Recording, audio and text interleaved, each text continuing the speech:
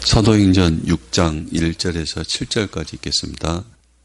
그때의 제자가 더 많아졌는데 헬라파 유대인들이 자기의 과부들이 매일의 구제에 빠짐으로 히브리파 사람을 원망하니 12사도가 모든 제자를 불러 이르되 우리가 하나님의 말씀을 제쳐놓고 접대를 일삼는 것이 마땅하지 아니하니 형제들아 너희 가운데서 성령과 지혜가 충만하여 칭찬받는 사람 7을 택하라.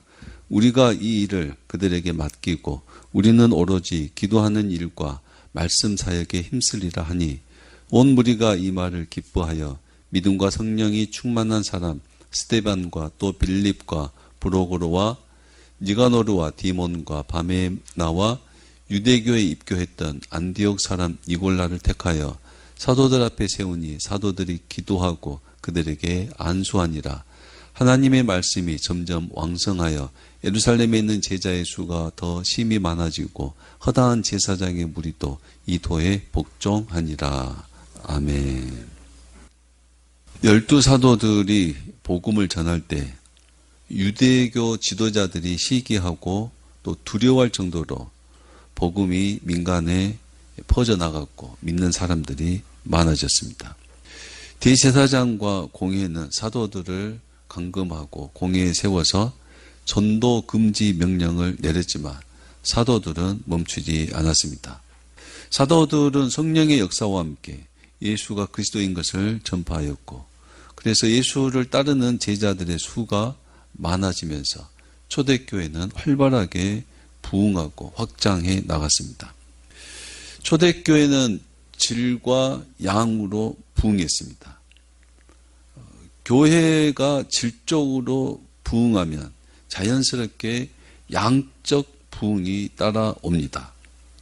복음은 간직하고 보관하는 것이 아니라 복음을 가르치고 전파함으로 하나님의 구원의 확장이 이루어지기 때문에 교회가 질적으로 부흥한다면 양적으로 부흥이 따라오는 것입니다. 그렇게 복음은 예루살렘에서 유대 땅으로 또 이스라엘에서 유럽으로 그리고 미국과 우리 한국까지 넘어오게 된 것입니다. 복음에 의해서 구원받은 사람들이 많아지는 것은 당연한 일입니다.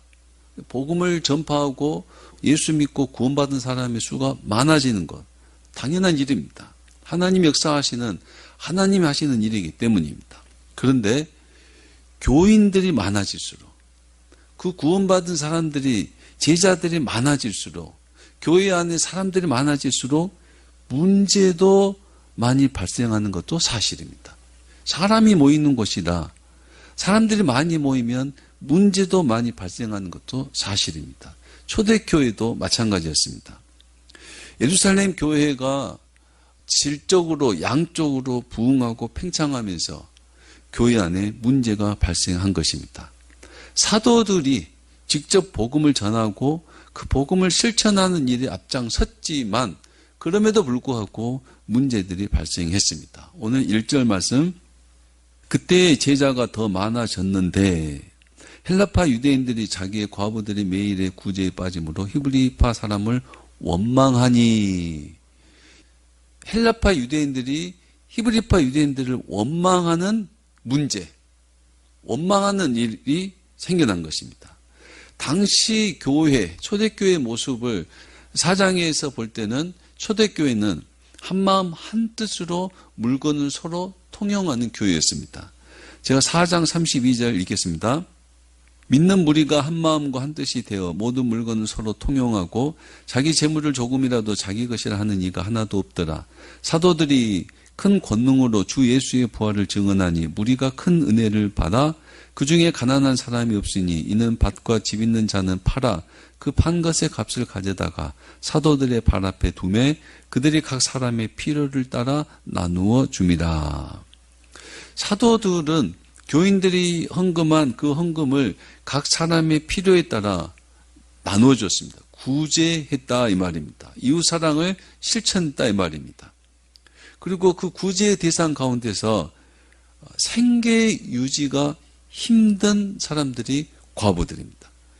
전쟁의 남편들은 전쟁에 끌려나가서 또 없고 또 남자가 없으면은 당시 가부장적인 사회에서 벌이가 없고, 그래서 고아와 과부와 나그네는 가난한 사람을 일컫는 말이었습니다. 생계 유지가 힘든 가난한 과부들이 바로 그 교회에서 하는 사랑의 실천, 구제의 대상, 매일 구제의 대상이 되었습니다. 구제의 대상자가 많아지면서 이 구제하는 일에 문제가, 차질이 생긴 것입니다. 헬라파 출신 유대인 과부들이 이 매일 구제에서 빠졌다는 겁니다. 그래서 헬라파 유대인들이 히브리파 유대인들을 원망했습니다. 왜 너희 히브리파 유대인들은 히브리파 유대인 과부들만 챙기느냐, 왜 우리는 빼느냐라고 원망하는 문제가 생긴 것입니다. 헬라파 유대인이란 유대인으로서, 이스라엘 사람으로서 헬라 지역, 외국 지역에 흩어져 살다가 예루살렘으로 돌아온 사람들입니다. 그들은 주로 헬라 교육을 받아서 헬라의 문화에 익숙한 사람들입니다. 그들이 예루살렘에서 복음을 듣고 예루살렘 교회의 교인들이 된 것입니다. 히브리파 유대인들은 이스라엘 땅에서 태어났고 유대 풍습에 익숙한 사람들입니다. 헬라어가 공용어이긴 하지만 주로 아람어를 사용했던 사람들입니다. 이들도 복음을 듣고 예루살렘 교회의 교인이 되었습니다. 그런데 히브리 유대인 과부들은 매일 구제의 혜택을 받았지만 헬라파 유대인 과부들은 매일 구제에서 제외가 된 것입니다. 제외되기보다 빠졌다고 볼 수 있습니다. 헬라파 유대인과 히브리파 유대인의 갈등과 차별에 의해서 헬라파 유대인 과부들이 구제에 빠진 것은 아니라고 봅니다. 앞에 제가 읽어드렸듯이 초대교회는 한마음 한뜻으로 유무상통하는 교회였고 출신과 조건에 의해서 차별하는 집단이 아니었기 때문입니다. 다만 교인들이 많아지고 또 구제 대상이 많아지고, 그래서 그 매일 구제해야 될 과부를 관장했던 히브리파 유대인들이 행정적 실수이거나 직무에 미숙하거나, 그래서 어떤 차질에 의해서 헬라파 유대인 과부들이 구제에 빠진 것으로 볼 수 있습니다. 의도적으로 구제를 안 한 것이 아니라 사람들이 많다 보니까 어떤 실수와 잘못으로 그분들이 빠졌다는 겁니다. 그런데 이 일로 헬라파 유대인 교인들이 히브리파 유대인 교인들을 원망했습니다. 사도들은 이 문제를 자신의 잘못으로 돌리고 있습니다. 2절 말씀.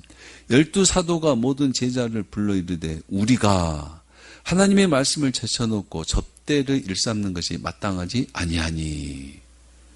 사도들은 자기들이 말씀을 전하는 사역과 접대를 일삼는 것, 접대를 일삼는다 이 말은 섬김과 봉사하는 사역을 말합니다.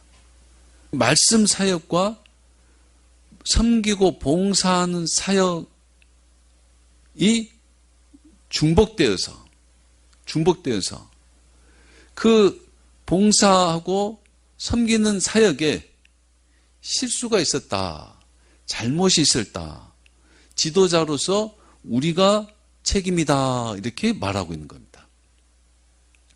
사도들은 단순히 그 구제에 대해서 철저하지 못한 것에 대한 책임일 뿐만 아니라 교인들의 그런 잘못에 의해서 서로 원망하는 일에 대한 책임도 지고 있는 겁니다.